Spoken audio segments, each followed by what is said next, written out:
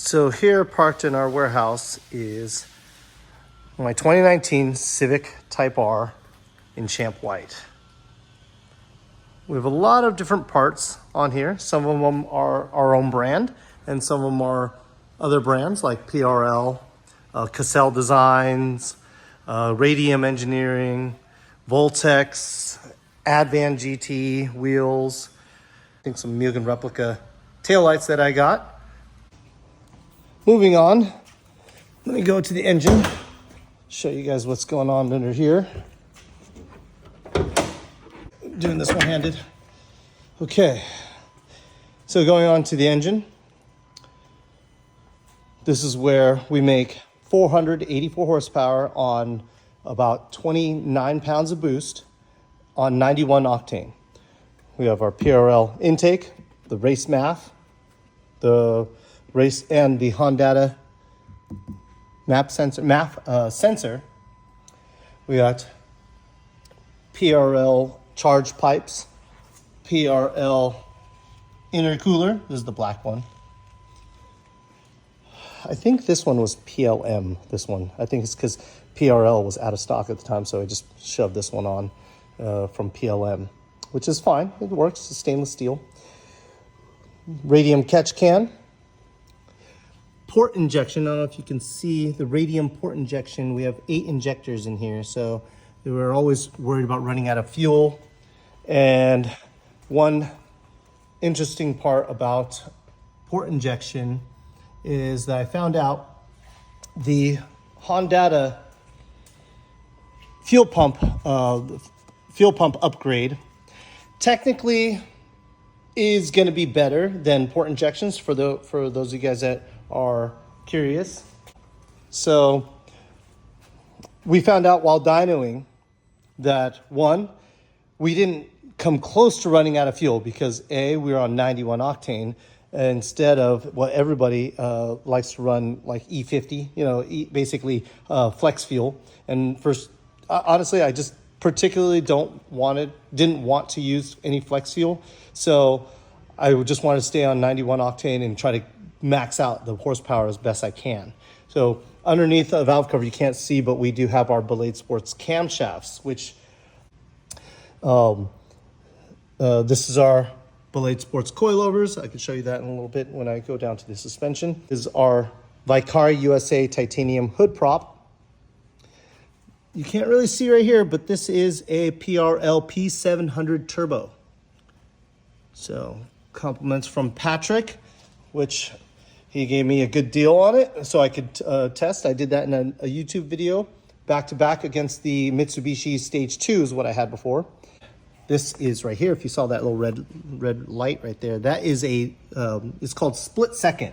Split second is used to help us with the port injection. So it's like its own little ECU unit that integrates to run the injectors. So, going back to the injectors part. So, did I need the port injection because I didn't run out of fuel? Not really. I mean, we probably used some of it, but at the same time, because I'm not on the E85, that would have really, really helped if I'm on the E85 because fuel travels so much faster when you're on E85 than with 91 octane. So I would probably have done both the Honda fuel pump kit along with the port injection if I were going to do this all over again, and if I do flex fuel at that point. So that's also a little radium reservoir tank right there, or catch can. And you can see another one right there. And down there is also our Belade Sports throttle body. You can kind of see right there, along with a turbo smart blow-off valve that I did. We custom made into one of the charge pipes. So that's that part. We also have our stainless steel downpipe and our stainless steel exhaust. This is our no drone exhaust that I made a video about a little while ago, like a week ago.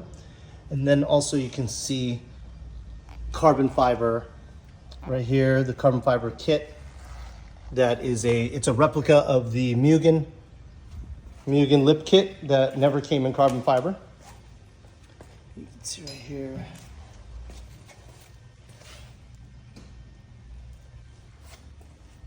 And the front lip right here.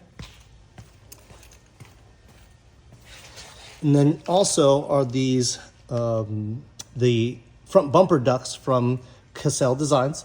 He designed these carbon fiber front bumper ducts.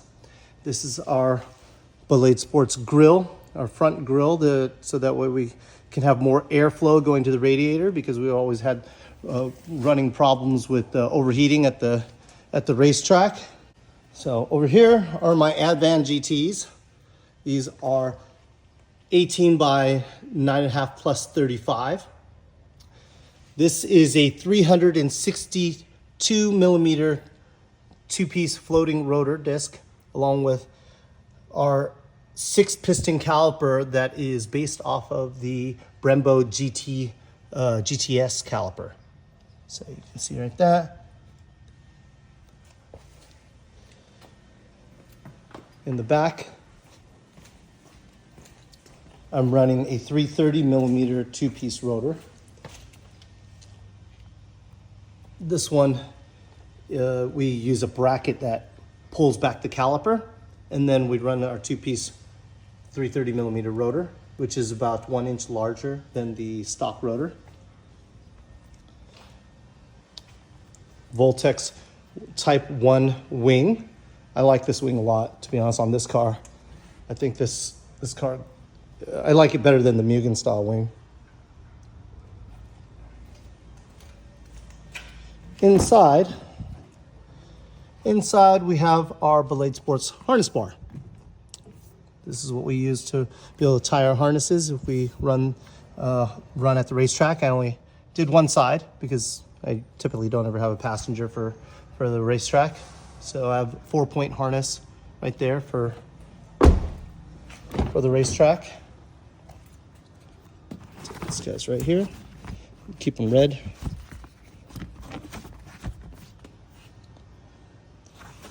So keep them red like stock, like the stock seatbelt. Interior wise, don't really have a whole lot. I like keeping things clean and kind of factory. I think the only thing we did is the Honda charging port right there, which was a major bitch to install. I don't know why. Nowadays with the FL5, everything's, or all the newer model cars, everything's on it. These are the Honda rain guards, or window visors is what you call it. This one is what I am most proud of right now, is our new mirror. This mirror is originally a design that's very similar to Spoon Sports for the S2000 and the 8th gen Civic, and the Fit. They use that same style mirror pod, and I found a company that kind of recreated that same mirror pod style, but I decided to have Cassell Designs create me a new mirror base. And then it has a LED right here, a sequential LED. And the most important part is these are power mirrors versus all the aftermarket mirrors. Pretty much every aftermarket mirror for the FK8 is manual. And I'll show you in a second right here. So, why does everybody have to have manual mirrors? Like, getting in and out of my warehouse is not easy, and I definitely need to be able to see down below where I may be hitting something. So it's like super important. I don't want to run over stuff. Power mirrors have been around since the 1980s. I don't understand why none of these tuner companies can give us a power mirror. So I basically took it upon myself, like I usually do, to just go ahead and make something that I wanted for myself and give us power mirrors. The design is very aerodynamic by nature. You got these turbulators right here. Those are vortex generators is what they're called. And the stem, when I asked Cassell Design to kind of incorporate this mirror pod onto the FK8, I asked him to make it as, you know, like a long stem mirror, kind of as the inspiration would be like kind of an exotic look. Maybe I think he maybe took some design cues from, like, you know, when he would look at like McLarens or something like that. But, you know, again, we're limited based on this mirror pod and the motor and stuff like that, which we buy from a manufacturer. So we have to adapt it to this vehicle. So to get to the coilover, so you can see on the inside of here, this is our Blade Sports coilover, which not a lot of people know. I use Swift Springs, and Swift Springs also helps me manufacture this coilover, meaning not Swift Springs Japan, but one of the guys at Swift Springs, my friend, and he's like a suspension guru, and he helps me get the shock valving to be the way we want. So that way this car is actually very, very, very comfortable. Let me go to the back here. You see the back. So yep, there's the Swift spring with the little helper spring. You didn't need the helper spring, so the ones we sell don't have that one. And then our coilover shock on the back right here.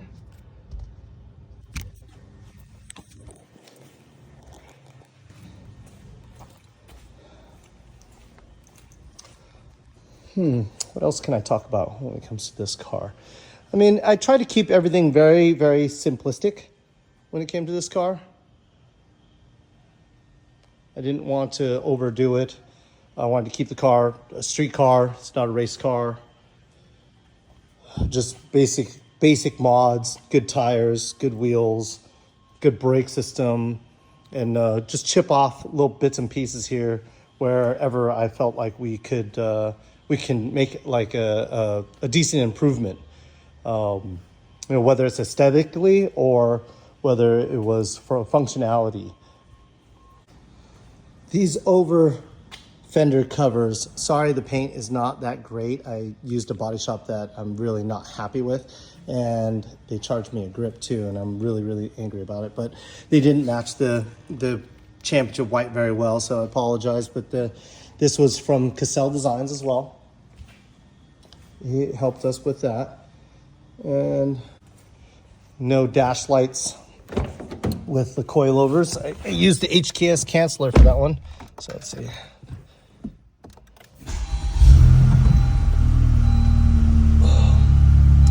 Every time I start this, it's always in R mode. And everybody probably likes it like that, but I like it actually in sport mode or cruise. Got to do an oil change soon. My maintenance light's on. But yeah. Oh, this is kind of cool. On the interior, I have a dongle right here for wireless CarPlay. So I got that. So my phone immediately connects. I just turned it off, but it's going to turn itself back on for Apple CarPlay, which is cool. So my phone just immediately auto connects to get Apple CarPlay, which is without having to be wired in. I love this part. Oh, last but not least, but most controversial is I have the stealth license plate frame. I think this is kind of cool. I use this for, you know, when I'm parked at a car show, if you know what I mean. So as I was driving and I see the maintenance light was on, so I decided to put the car on the lift and do an oil change. But while I'm here, I actually forgot about some of the mods that we have, like this Gretty oil cooler sitting right here.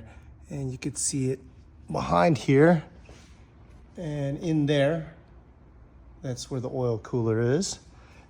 You can see some of the charge pipe, the silicone portion of the PRL charge pipes. The Hossport transmission mount.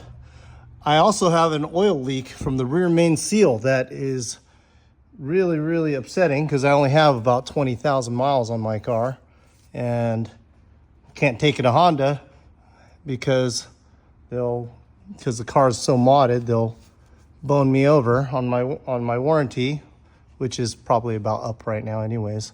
I don't know. And I think when we did a OS Geiken single, hyper single clutch, or no, we did a twin disc clutch on this one, which I think I did a video about a while ago. Can't remember if I made any sort of post, but I'll check back. But point being is we changed the rear main seal when we had the transmission off and it's still leaking. No idea why this thing keeps leaking. But so here we go. The oil change, no, oil filter change. I'm gonna drain the oil. Oh, my little titanium drain bolt here from My Car USA. And this is our stainless steel muffler, the no drone exhaust that I think I made a short video about. Closer up on the coilovers, there's the bracket that pulls the caliper back for our 330 millimeter brake rotors. Anyhow, that's this, and the oil I'm using today is Idemitsu 520. I like this oil. Works pretty well. Normally I always use Motul, but this one's a less expensive synthetic and holds heat very well. So, all right, oil change is done. Just remember to put oil. And we go to maintenance in case anybody doesn't know this. I'm sure you do though. Schedule B, reset, 10%. Ooh, yuck. Okay, maintenance light done. So now that I pulled this car out, I got to put this car back in our warehouse. This is my Spoon wide body S2000, my first S2000 I ever bought. It's gone through a lot of facelifts and different iterations. This is a authentic Spoon sports mirror. Manual. Getting this in, I basically can only go face in, and then this is where those mirrors were inspired off of, essentially. This is my roof scoop. I'll do another video and share this car on another video. Little preview.